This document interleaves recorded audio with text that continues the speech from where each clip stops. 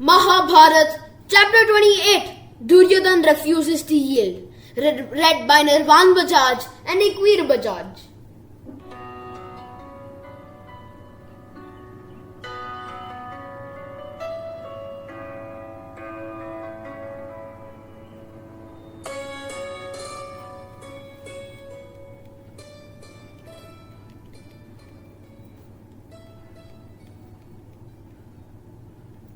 Mahabharata, Chapter 28, Duryodhan refuses to yield.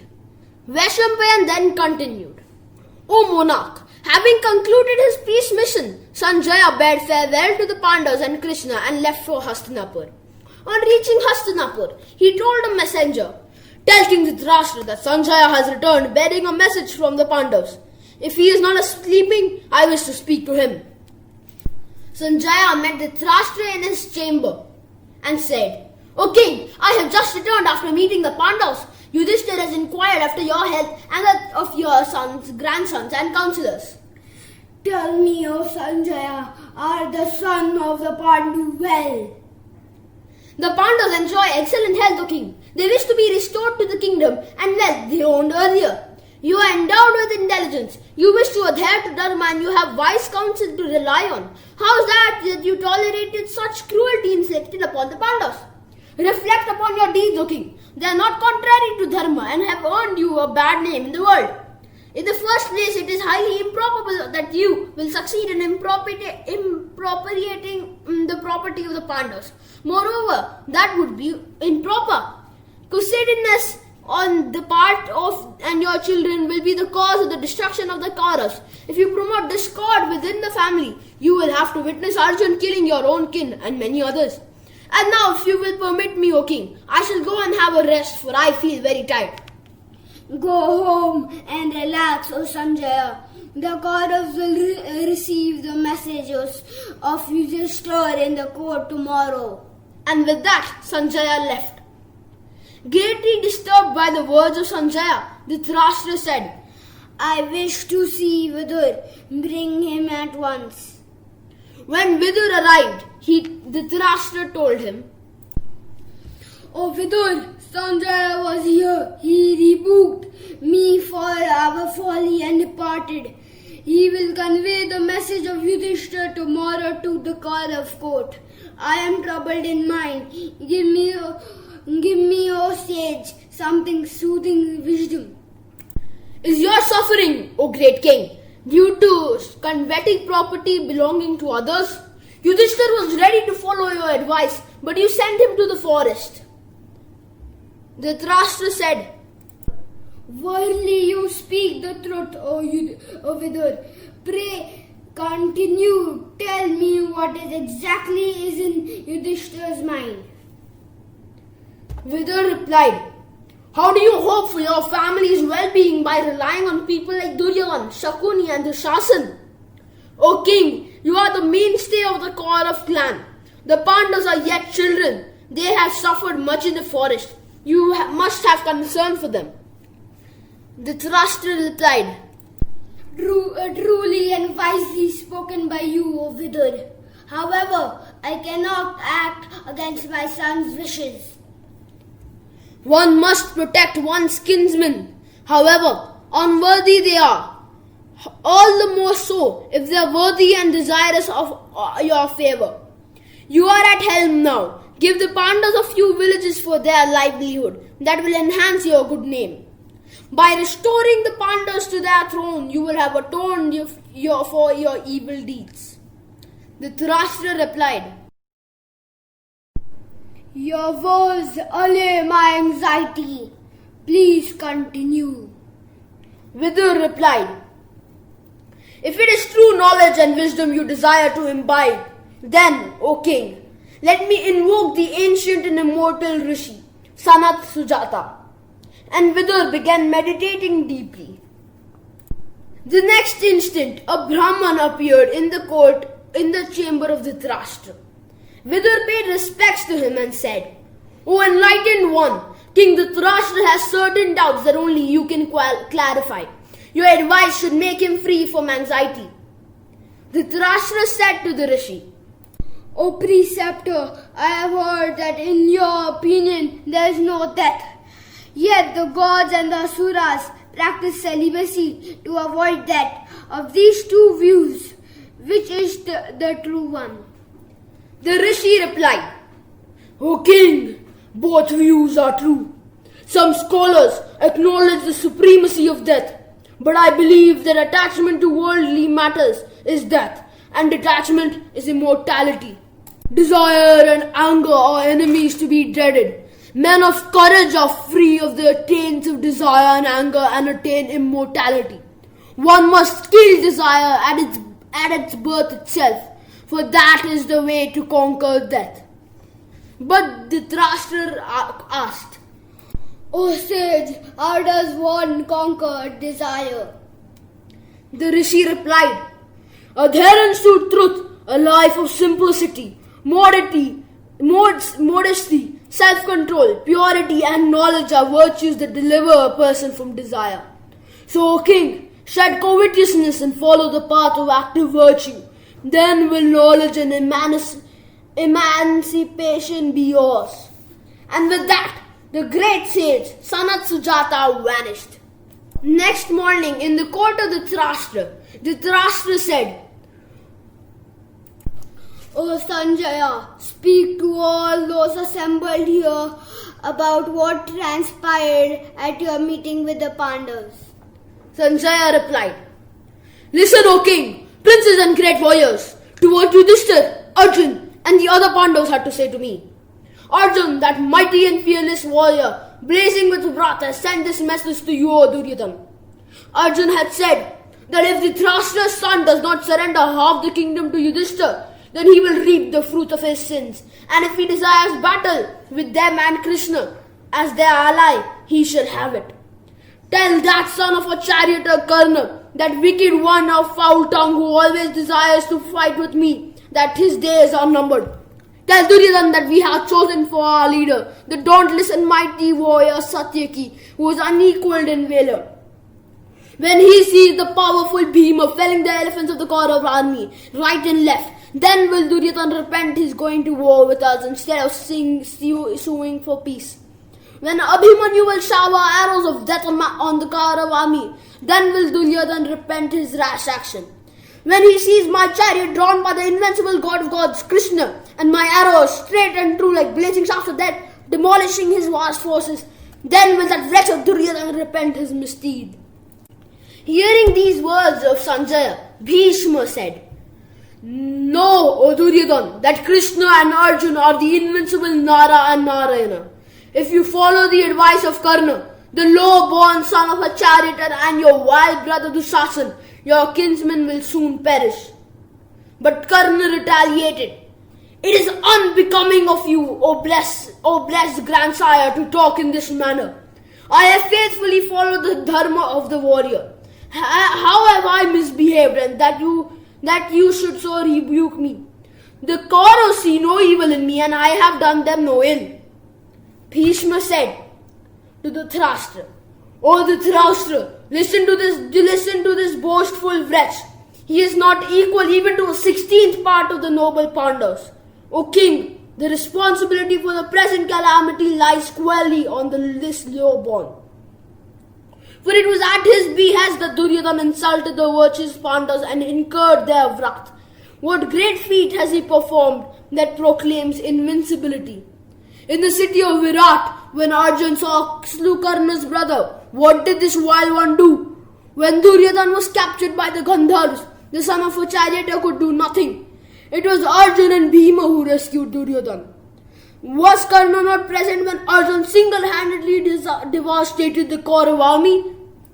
Then Drona said, O Dhritarashtra, all that Sanjaya and Bhishma have said about Arjun is verily the truth.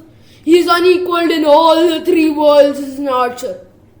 Dhritarashtra asked Sanjaya, O Sanjaya, tell us about the various kings and armies that will fight on the side of Yudhishthir. On hearing this, Sanjaya fell into a swoon. After some time, Vidur said, O king, truly those armies must be very mighty, for in his anxiety, Sanjaya has lost consciousness. After some time, Sanjaya woke up and Vidur told, "O virtuous Sanjaya, do not be afraid. Tell us about Yudhishthira's allies." When revived, Sanjaya said, "O king, the mighty Virat who gave the Pandavas hospitality will fight for them. The powerful Draupadi with his vast army will be another formidable ally of Yudhishthira, along with Dhristadyumna. The dauntless Panchal prince, Shikhandi, who wishes to slay Bhishma, will fight for the Pandavas. The lion of the Vrishni race, Yuyunda, well versed in the use of all weapons, will strengthen the Pandav forces. Sahadev, the mighty son of Jarasandh, the interpreter Drishtaketu, and the powerful king of the Chedais with his vast army will further enhance the Pandav ranks. All the men you have mentioned are indeed great warriors, but Bhima is equal to all of them. He is the one I dread the most. Flourishing his mace, he will descend upon my sons like another Yama and slay them." Then Duryodhana spoke, "O king, do not have any anxiety about us. We are strong enough to vanquish the Pandavas in battle. O ruler of men, we too have amongst us mighty warriors who can each one of them single-handedly demolish the whole Pandav army. O scion of the Bharat race, I am the undisputed sovereign of all earth. Yudhishthira in his fright is begging for 5 villages. Besides, O king, the overrated Bhima, there is no one in the world to equal me in wielding the mace. I have mastered the weapon through long practice and undivided attention. I am strong of arm and my skill in the use of the weapon is unsurpassed. Believe me, O king, I will strike Bhima dead with one mighty blow of my mace. Then our allies will scatter. Then I and the Pandavas' forces. O king, our beloved grandsire Bhishma is indestructible as a result of the boon received from his father, that he can die whenever he wants to. There is not an archer anywhere who can equal the prowess of Dronacharya, who taught us all archery. The mighty Kripacharya was born of the great Rishi Gautam, and he is unconquerable in battle. And the great Karna was born with impenetrable coat mail, and he cannot be conquered in battle. O great king, do not lament. Victory will surely be ours. O Sanjay, tell us all about Arjun's chariot. If we can find a way to immobilize him, the battle is half won." Sanjaya spoke. "Arjun's chariot has been created by the celestial designer Twasta. Invoking all his divine skill, he has endowed the vehicle with many magic powers. The majestic banner carries the image of Hanuman, the son of Vayu, the wind god." Dhritarashtra said, "O Sanjaya, hearing all this, I can but be anxious about the state of my foolish sons. There is no doubt that the Kauravas will be killed by the wrathful Gandharvas." Duryodhana said, "O king, both the Pandavas and we are of the same race. Both of us live upon the same earth. Why then do you consider them to be superior than us? Do we not have the mighty Bhishma, the invincible Drona, the unconquerable Karna, and many others among our ranks? My vast forces will root the Pandavas and their allies." "Sanjaya, listen to my son who speaks like a madman. O Duryodhana, I entreat you, make peace with the Pandavas and save us all from destruction."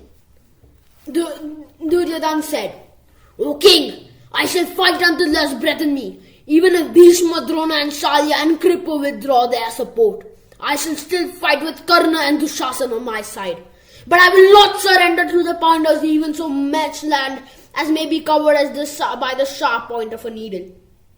Duryodhana said, Dhritarashtra said, "I now abandon Duryodhana to his fate, but my heart grieves for our poor misguided allies, who will all be slaughtered like deer killed by a tiger. O Sanjaya, tell me what has Krishna to say to all this?" Sanjaya replied, "O king, I met Krishna and Arjun with their wives." And then Krishna had said, "O Sanjaya, among the celestials, Asuras and men, Yakshasas, Nagas and Gandharvas, there is none to equal Arjuna in prowess." Hearing this, Karna said, Fear not, O Duryodhana. I have the Brahmastra, the celestial weapon with which to slay the Pandavas. Let their destruction be my responsibility. Bhishma said, O Karna, it is clear that the hour of your doom is approaching. Since your intellect is clouded, that weapon that you boast of will be reduced to ashes by Krishna's disgust. Blazing with wrath, Karna said, O grandsire Bhishma, you shall regret your harsh words, for here I lay down all my weapons, and I shall pick them up again only after you have been silenced. And Karna stormed out of the court. Bhishma laughed aloud and said, How can the son of a charioteer undertake such a heavy responsibility? All he can do is boast. As the stupid Duryodhana seems bent on war, there is nothing to be gained from any further discussion. And with that, all the elders rose and filed out of the court. After they went, Dhritarashtra said, O Sanjaya, now that we are alone, tell me something for my ears alone. In your opinion, what will be the role of Krishna in the outcome of this war? Sanjaya said, O king, among kings it would be improper on my part to tell you anything in secret. May your illustrious father Vyasa and your queen Gandhari also be present. After Vyasa and Gandhari had joined them, Ved Vyas said, O Sanjaya, you may speak now. Tell Dhritarashtra all that he wishes to know about Krishna. Then Sanjaya said, Listen, O king, to what I have to say about the great destroyer of foes, that god among gods who took birth for the welfare of the mankind. His formidable weapon, the discus, is capable of destroying the mightiest of adversaries. Even as a child, Krishna slew the evil and mighty Kansa. It is Krishna who causes the wheel of time, the wheel of the universe, and the wheel of Yuga to rotate ceaselessly. He has neither a beginning nor an end. He is everything and also nothing. He is Krishna. Endowed with divinity, Krishna is alone the Lord of time, of death, of this universe, of moving and immovable objects. On hearing this, Dhritarashtra said to Duryodhana, O son, Sanjaya is to be trusted. Have faith in him and go to Lord Krishna for refuge. Duryodhana said, Father, I agree that Krishna is omnipotent, but he is Arjun's friend. I cannot seek his favor. Then Gandhari cursed Duryodhana. O wicked Duryodhana, you defy your elders. You will repent when you die at the hands of Bhima. Then Sanjaya said, Lord Krishna will soon arrive here himself. And with that, O monarch, Dhritarashtra retired with a heavy heart. Meanwhile, in the Pandav camp, Krishna was having a discussion with the Pandavas. Yudhishthira said, O Krishna, you have heard what Sanjaya had to say. King Dhritarashtra seeks to make peace without giving us our share of the kingdom. As war would lead to bloodshed, we asked only for 5 villages. Even those the wicked Duryodhana will not part with. O Krishna, can we still achieve our end by peaceful means? Krishna replied, O Yudhishthira, in the interest of peace, I shall go to the Dhritarashtra's court and try to work out an amicable settlement without sacrificing your interests. Yudhishthira said, O Krishna, it is unlikely that Duryodhana will listen to your peace proposal. Besides, should any harm befall you, Krishna held up his hand. Speak not of anyone doing me harm, O Yudhishthira. If any of the Kurus tries to lay hands on me, I can consume them all. Besides, there is a special reason why I want to go to Hastinapur. Reflect, O Yudhishthira, on this. My going there will absolve us of all blame. Nobody will say afterwards that we did not try our utmost for peace. Yudhishthira said, Do what you think right, O Krishna. I know that you have always have our welfare at heart. Krishna said, While I am away, O king, you must prepare for war, for I perceive omens that point to it.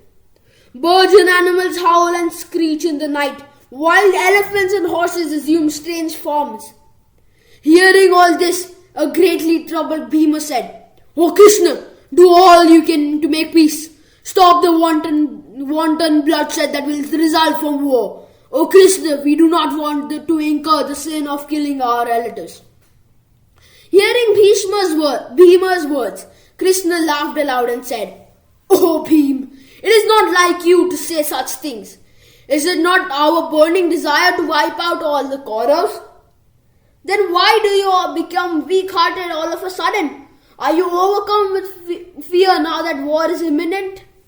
Bhima flew into a rage. "Oh Krishna, you deliberately misunderstand my word and chide me. Do you not see these mighty arms? Not even the great Indra can save the hapless wretch who comes in the grasp of these arms. You wound me with your words, but you will see me felling huge elephants and mighty warriors in the ensuing war battle." Krishna said, "Peace, O Bhima. My intention was not to hurt you, but to rekindle your spirit. I will make an effort for peace, but in the event of war, you will have to shoulder much of the responsibility."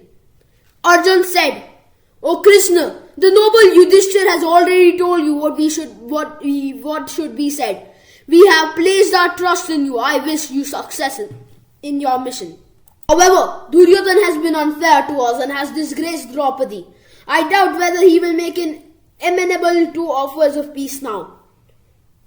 Krishna replied, "O Arjun, I should do all that is humanly possible to arrive at a just and peaceful settlement.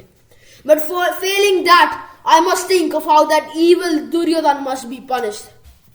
Nakul intervened and said, "O Krishna, appeal to the good sense of Vidura, Bhishma and Drona, for they have the capacity and the inclination to understand your words of wisdom.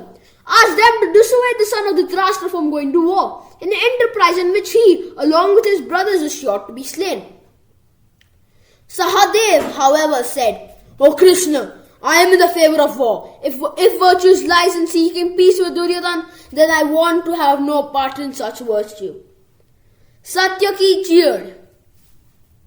"Well said, Sahadev. I too am of your opinion. Have not the noble Pandavas suffered at the hands of the Kauravas? Hence they must all be destroyed in battle." O monarch, having heard the virtuous Pandavas speak, Draupadi became distressed and spoke to Krishna. Draupadi told all of them all what she had suffered till now. And in the end, her voice quivered as she spoke. "O Krishna, the Kauravas must be made to pay for their sins. I shall know no peace until they have all been slain. And if my husbands are keen on peace, then my 5 sons, led by the redoubtable Abhimanyu, will cut the Kauravas into pieces." And she burst into uncontrollable sobbing. Krishna comforted her. "O Draupadi, soon you will see the Kaurav women crying as you do now. With Bhima and Arjun resolved on fighting, not a single Kaurav prince will be left alive." And they all retired for the night. Next day dawned bright, clear and auspicious. Rising early, Krishna worshipped the sun and the holy fire. Then calling Satyaki, he said, "Let my chariot be prepared for the journey and let all my weapons be placed on it. I do not trust Duryodhana or his brothers." When Krishna got into his chariot, Yudhishthira said, "Give our regards to Mother Kunti and all the elders." Thus, bidden farewell by Yudhishthira and all the other Pandavas, O monarch, Krishna set out for the court of Dhritarashtra at Hastinapur. And thus ends the 28th session of our rendering of Vaishampayan's recital of Vyasa's immortal Ityasa, the Mahabharata. Stay tuned for Mahabharata chapter 29, and it is called Krishna's Peace Mission. Please subscribe to this channel, like, share and comment on this video. Thank you and Namaste.